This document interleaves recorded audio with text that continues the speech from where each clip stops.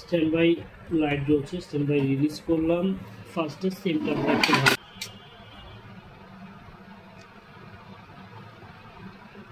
এটা হচ্ছে সমস্যা, হালকা একটু স্ক্রিন এসে একদম ফুল স্ক্রিন ব্ল্যাঙ্ক হয়ে গেছে, একদম ব্ল্যাঙ্ক।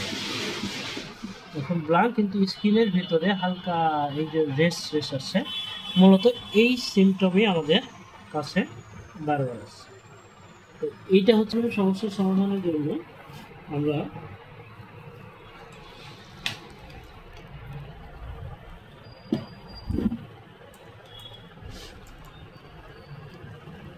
টিকনের ভোল্টেজটাকে একটু দেখব কি ভোল্টেজ কন্ডিশন কি আছে। তো আমরা এই টিকনে না দেখে এখানে লেভেল শিফটার আছে, লেভেল শিফটার আইসি এইখানে 3টে ক্যাপাসিটি আছে। এই ক্যাপাসিটারগুলোতে দেখেন আমাদের হচ্ছে ভিজি এইচ ভোল্টেজ 30 ভোল্ট, এরপরে এখানে পাচ্ছি 30 ভোল্টেজ, 3টে ক্যাপাসিটি 30 ভোল্টেজ আর একটাতে -7 ভোল্ট। এরপরে এখানে ক্লক 1 ক্লক 2 আছে, এইখানে ভোল্টেজ পাচ্ছি 6 ভোল্টেজ এবং এইচটিভি আউটে পাচ্ছি হচ্ছে -6 ভোল্টেজ। স্ক্রিনের সিমটমটা আরেকবার দেখব। স্ক্রিনের সিমটম এখন এই ধরনের হয়ে আছে। এই ধরনের সমস্যা তখনই হবে একটা প্যানেলে যখন এই প্যানেলে একটা প্যানেলের গ্রাফিক্স মানে পিক্সেলগুলো কিভাবে কাজ করে সেটা আমাদের যদি প্রপার জানা থাকে, পিক্সেল কিভাবে কাজ করে এটা যদি আমরা প্রপার জানি, তাহলে সিমটমগুলো দেখে খুব সহজে সঠিক পয়েন্ট আমরা সার্ভিসে কাজটা করতে পারি। তো আমাদের কাজের ইনস্টলগুলো এখানে যে বেসিকটা করানো হয়, এই বেসিকে এলইডি এলসিডি প্যানেলের পূর্ণ যে ওয়ার্কিং প্রসেস এগুলোর ফুল বেসিক করা হয়। তো আমরা এই মুহূর্তে যে কাজটা নিচ্ছি সেই কাজটিটা আমরা প্যানেলটাকে অফ করে নিব এবং এই প্যানেলের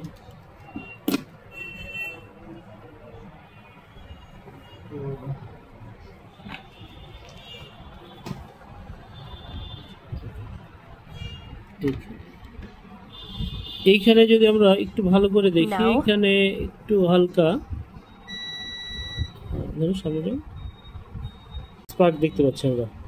এই যে স্পার্ক হচ্ছে, এই স্পার্কের জন্য মূলত আমাদের প্যানেলে এই ধরনের সিমটম আছে। তো যেই এরিয়াতে স্পার্ক সেই এরিয়ার পজিশনটা আমাদের আছে এই যে এই এরিয়াতে প্রবলেম। তো এই যে এরিয়া গ্লাসের এই যে এইখানে যে এরিয়া, এই এরিয়াতে গ্লাসের ভেতরে আসলে বার্ন হয়ে গেছে, স্পার্ক করছে এক কথায়, একটা ভোল্টেজ আর একটা ভোল্টেজের সাথে পাশাপাশি ফায়ার করছে। এই ফায়ারের জন্য কোনো সময় স্ক্রিন ঠিক চলছে, কোনো সময় আপ ডাউন করছে, সেই জন্য আমাদের এই সমস্যাটি হচ্ছে। আর এই সমস্যার সমাধানের জন্য আমরা এই গেট লাইনটাকে ডিসকানেক্ট করব।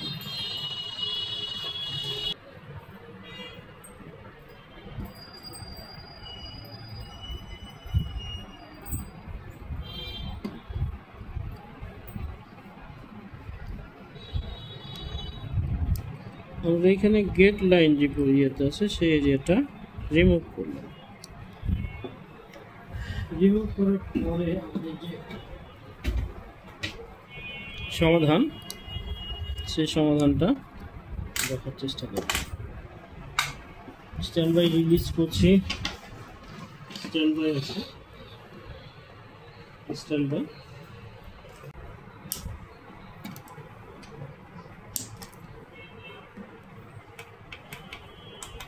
বাই রিলিজ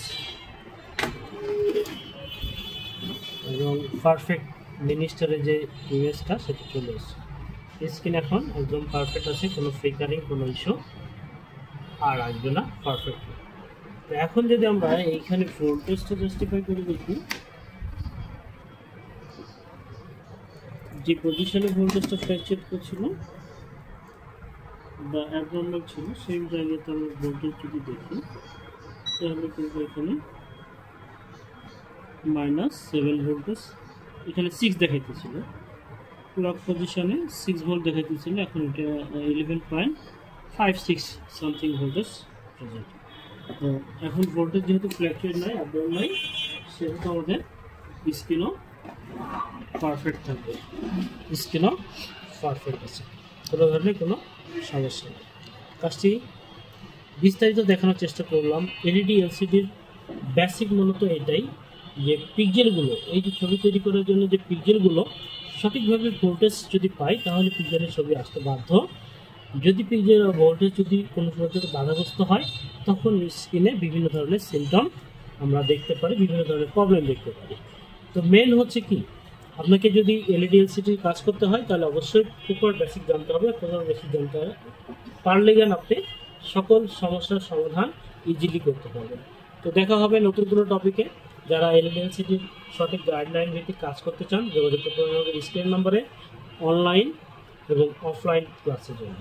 সাধারণত আমরা অফলাইন ক্লাসটাই মেনলি করে থাকি। প্রতি মাসে ব্যাচ চলে, আমাদের ঈদের পরে স্পেশাল ব্যাচ চলছে যেখানে বেসিক টু অ্যাডভান্স মাত্র 25 দিন, 20 থেকে 25 দিনের মধ্যে আমরা এলইডি এলসিডির বেসিক টু অ্যাডভান্স কাজের ফুল প্রশিক্ষণ দেওয়ানোর জন্য পরিকল্পনা এবং সঠিক এটা সিলেবাস তৈরি করছি। সেই সিলেবাস অনুযায়ী যারা প্রশিক্ষণ করবে তারা মোটামুটি বেসিক টু অ্যাডভান্স প্রপার কাজ করতে পারবে, বিশেষ করে প্যানেল রিপেয়ারে। দেখা হবে নতুন কোনো টপিকে, নতুন কোনো গল্প।